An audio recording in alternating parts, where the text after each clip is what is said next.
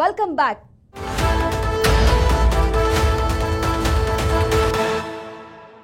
ఆంధ్రప్రదేశ్ రాజకీయాల్లో ఆ నియోజకవర్గం ఒక సంచలనం.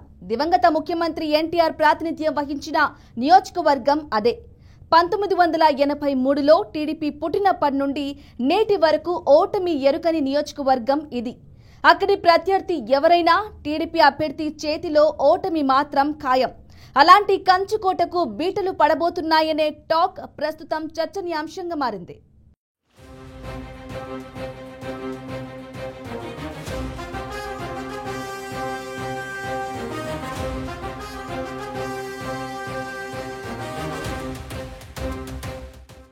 ఉమ్మడి అనంతపురం జిల్లాలోని హిందూపురం రాజకీయాల్లో ఒక సంచలనం.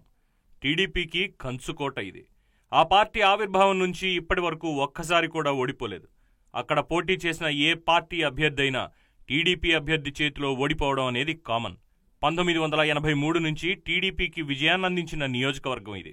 మాజీ ముఖ్యమంత్రి, టీడీపీ వ్యవస్థాపకులు ఎన్టీఆర్ హిందూపురం నియోజకవర్గం నుంచి వరుసగా 3 సార్లు పోటీ చేసి గెలుపొందారు. ఆ తర్వాత జరిగిన ఉప ఎన్నికలో ఆయన తనయుడు హరికృష్ణ విజయం సాధించారు. 1999, 2004, 2009 ఎన్నికల్లోనూ టీడీపీ విజయ దుందుభి మోగించింది. 2014 నుంచి ఎన్టీఆర్ నటవారసుడు నందమూరి బాలకృష్ణ బరిలోకి దిగారు.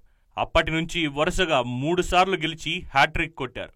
2019 ఎన్నికల్లో వచ్చిన ఫ్యాన్ తుఫాన్ని తట్టుకుని మరీ సైకిల్ తిరిగింది.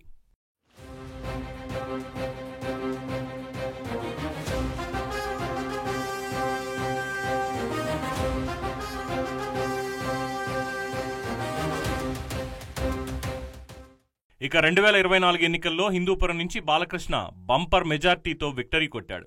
సత్యసాయి జిల్లాలో దాదాపు 33,000 మెజారిటీతో గెలుపొందిన ఏకైక ఎమ్మెల్యేగా నందమూరి బాలకృష్ణ చరిత్ర సృష్టించారు.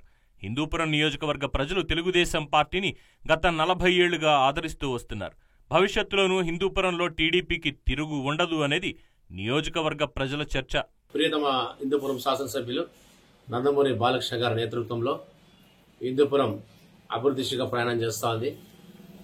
3వసారి ముచ్చటగా హ్యాట్రిక్ సాధించిన నందమూరి బాలకృష్ణ గారు హిందూపురం అభివృద్ధి పట్ల వివరిస్తూ గౌరవ ముఖ్యమంత్రి శ్రీ నారా చంద్రబాబు గారిని ప్రత్యక్షం కలిసి హిందూపురం నిధులు కావాలని కోరడం జరిగింది.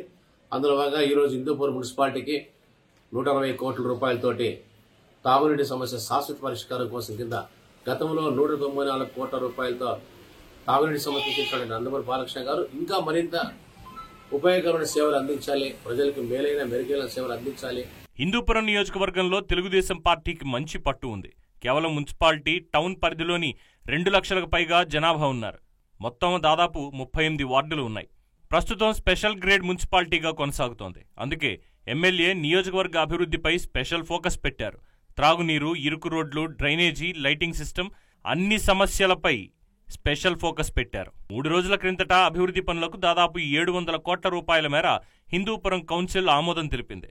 అండర్ డ్రైనేజీకి 450 కోట్లు, మరో 300 కోట్ల రూపాయలతో తాగునీరు, రహదారుల వెడల్పు, లైటింగ్ సిస్టమ్ సర్వాంగ సుందరంగా మున్సిపాలిటీని అభివృద్ధి చేయనున్నారు.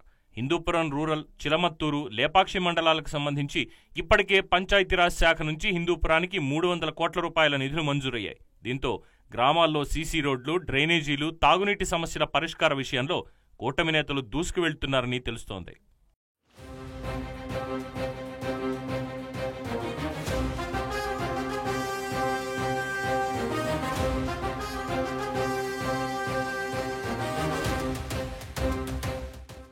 హిందూపురంలో ఎమ్మెల్యే కార్యాలయం తలుపులు నిత్యం ప్రజల కోసం తెరుచుకునే ఉంటాయి. ప్రజా సమస్యలపై ఫోకస్ పెడుతూ వాటి పరిష్కారం కోసం వ్యక్తిగత కార్యదర్శులతో పనులు చేయిస్తుంటారు. నియోజకవర్గాన్ని మరింత అభివృద్ధి చేసి చూపించాలని సంకల్పంతో మాస్టర్ ప్లాన్ను కూడా రూపొందించారు. రాష్ట్రంలోనే నంబర్ 1గా హిందూపురాన్ని తీర్చిదిద్దాలని వ్యూహరచన చేస్తున్నట్లుగా తెలుస్తోంది. 6-7 నెలల్లో హిందూపురం మున్సిపాలిటీతో పాటు నియోజకవర్గంలో రహదారులు లేని గ్రామమే ఉండకూడదని బాలకృష్ణ నిర్ణయించుకున్నట్లుగా తెలుస్తోంది. ఈ విషయంలో ప్రత్యర్థుల నుంచి సైతం బాలయ్యపై ప్రశంసలు కురిపిస్తున్నారు. ఎమ్మెల్యే బాలకృష్ణ హిందూపురంలో ప్రత్యక్షంగా ఉన్నా లేకపోయినా మాత్రం తమకు అభివృద్ధి జరుగుతూనే ఉంటుందనే వాదన నియోజకవర్గ ప్రజల్లో వినిపిస్తోంది.